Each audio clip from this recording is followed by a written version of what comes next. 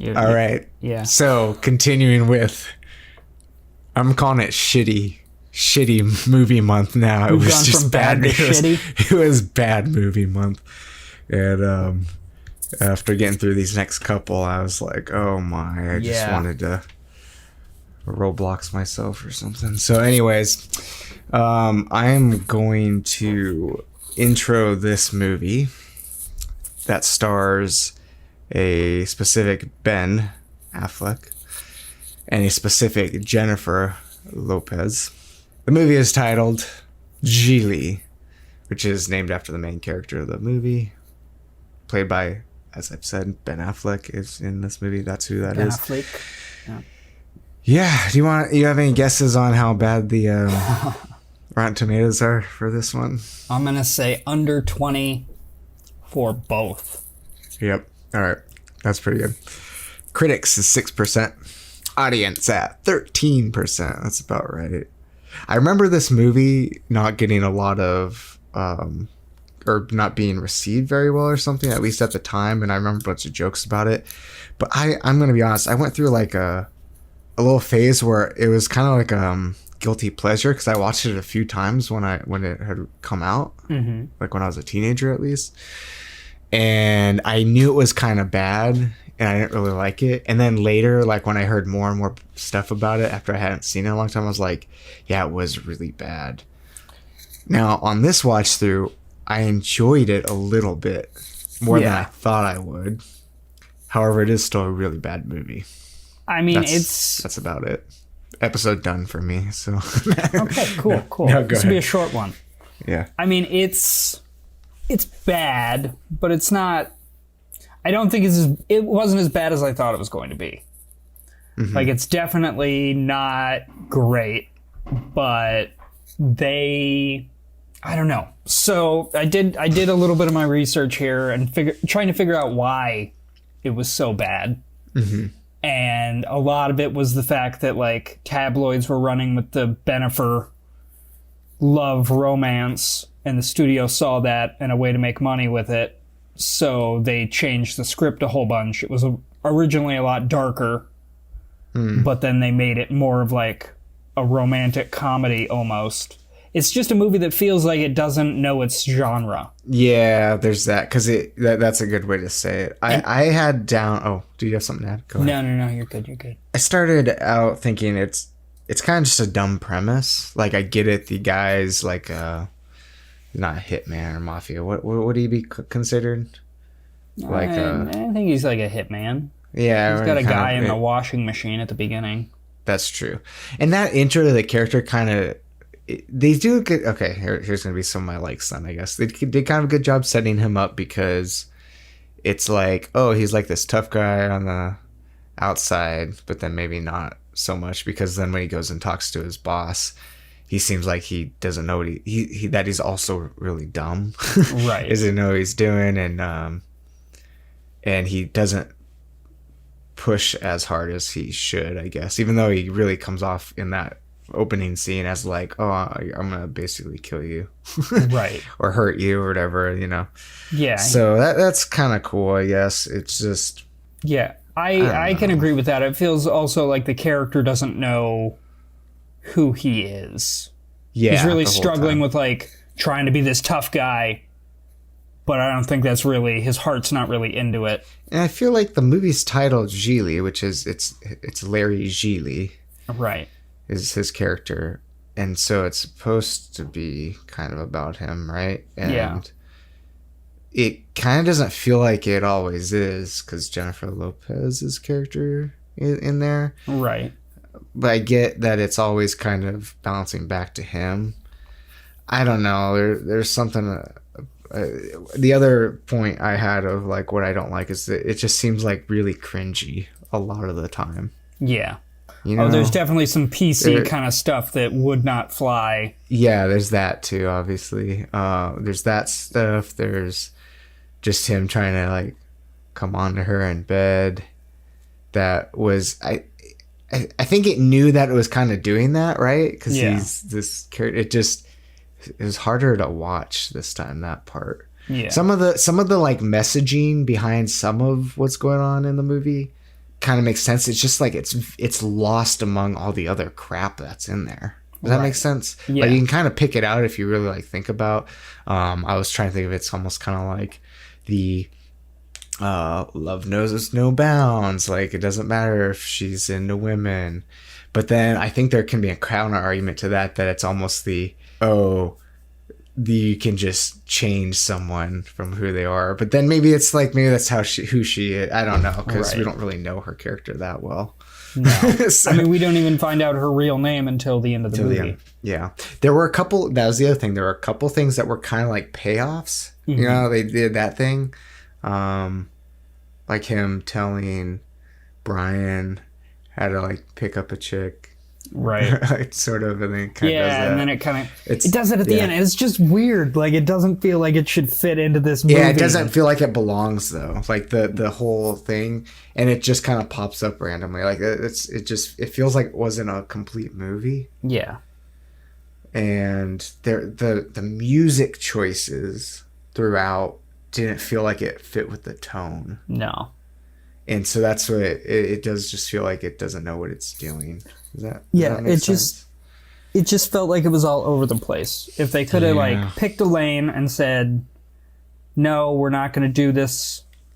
I mean, you can have all of these elements, but you've got to balance them properly. And they didn't balance them at all. They just kind of went from one to the other willy-nilly, as you'd say. And yeah. I mean, I might not say that. Wow. William Nilly for the fancy man. But I really liked Justin Bartha's performance. I thought he did really good. Yeah, he did. Yeah. That's the thing. His performance and then Al Pacino's little cameo. Yeah.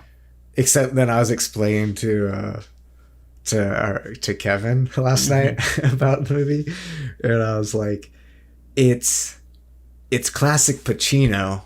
Just like yelling stuff, but then he like delivers his other lines like in a really good way, and then he's just yelling a lot, and then he shoots someone in the head. And I'm like, that's Pacino didn't do bad. Yeah, he didn't, but he was literally only in that one scene, right? Yeah, same with Christopher Walken. He had a weird. I forgot about. Yeah, when he came in, I was like, oh, I don't remember him being in this. I'm like, he doesn't play a major part in this movie, does he? No. And then he never came back, did he? No. Oh my God, I forgot about that. I was thinking that when I was watching it, and then I was like, I don't think he plays a big part in this movie. I was like, oh, maybe I'm misremembering. And no, I was right. I mean, half the movie takes place in that apartment. Yeah. And then, I don't know. It's just it's a weird one. I wish Larry, I mean, he grows through the movie, but I wish it would have been more, I don't know. I feel like he changes because of the girl. It's not as genuine. Yeah. But it could be lasting. I don't know. He seemed like he was. But I think it is that because he's not fully how you would expect the like hitman or like the I'm going to break your legs tough guy thing. That it's not too far-fetched that he would be different like on the inside, you know? Right. Yeah, and I mean there's hints to that, like he's him talking about how he's like, you know, big tough guy and he puts on the accent and stuff. It's like, you know, he's not serious. Like he's and I don't think that's Ben Affleck being a bad actor. I think that's Ben Affleck as the character trying to, you know, appear tougher than he actually is. Yeah, maybe that too. It's funny because I really like Ben Affleck. Like for most of the movies, like there's some bad ones, right? Yeah, and they can't all be winners. He's one of the Batmans, so it's fine. It's fine. It's good. Not the movie. Yeah, not the actor. Not the movie. Yeah, the actor. Yeah. So, and I mean, J-Lo did good. So that's the thing is, I thought I remember her acting being like terrible, and that's what I was telling my wife before I watched it. And then I watched it, I was like, she actually did a pretty good job. Yeah. Like I don't remember why, and so I think it does come down to all of the other things that we've been talking about, why it was so bad and not received well. Right. And I didn't realize that they changed things to kind of fit her more, huh? Yeah. But I also, it's weird because throughout it, she feels like the most put together character. Yes. And Like- she seems like, yeah. Like, she knows who she is. She's got, like, not really a double life, but, like, she's got the girlfriend that comes in for a little bit, but she's like, don't use my name here. Like, I'm working. She's got, like, boundaries and rules, and, like... Oh, yeah, she doesn't let him cross it, which is kind of cool, because it lends to the, like, strong character type, at least. Yeah. Which is good. But then she also kind of... We get the big Hollywood happy ending where they ride off into the sunset together. Yeah. And it just kind of... Thelma and Louise, yeah, basically. I wish she would have just left. Yeah. I wish everybody would have gone their separate ways. Yeah, I forgot, like, if they went together, and I was like, I remember at the end that she tells him her name, and that was, like, a nice moment. Mm-hmm. And then, but it would have been fine if it was, she told him that when she's driving away and doesn't come back to pick him up. Right. And it just ended like that. Yeah. Because then it could have been, like, left open still. Instead of being like, well, no, we know they're, like, leaving together. It still doesn't mean necessarily anything, but, like... And, and Brian wandering down to the Baywatch set and is randomly an extra. It's just weird. The whole Baywatch thing was... It's kind of a funny moment at first, I would say. Yeah. That, they're actually, like, filming a thing on the beach, and then, okay, I guess they'll just drop them off there. It's kind of convenient to just leave the kid there and make an anonymous phone call. And then So, I'm thinking that image of him not fitting in because he's just kind of randomly showing up and being there. That's what the whole movie is like. That one snapshot of Brian dressed in regular clothing while everyone else is, like, at the beach dressed in beach wear. Right. Is what this movie feels like throughout the whole thing. It feels like something throughout every scene just doesn't quite fit. Yeah. So maybe I'll cut them some slack and say maybe a couple of scenes that I don't know. I'd have to think about it. But Larry talking to his mom was interesting. Not the, like, but it kind of shows he at least kind of has a sweet spot for his mom, even if he's still trying he's to be not this tough guy. Just trying to be the big tough guy. Yeah, I feel like I don't feel like they needed to have, like, the only reason why Jennifer Lopez is there is because she's making sure that Larry does the job because his boss doesn't think that he's going to go through with it. Yeah. And I feel like if it was just Larry and Brian, that's his name, right? Yeah, Brian. Yeah.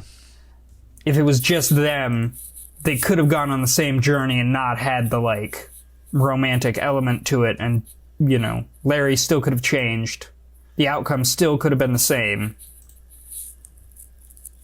But we just wouldn't have this weird pseudo relationship, sexual tension that kind of distracts from the A story, the B story. Like, what's supposed to take precedent? Is it the story that between Larry and Brian, or Larry and Ricky, or whatever her name was?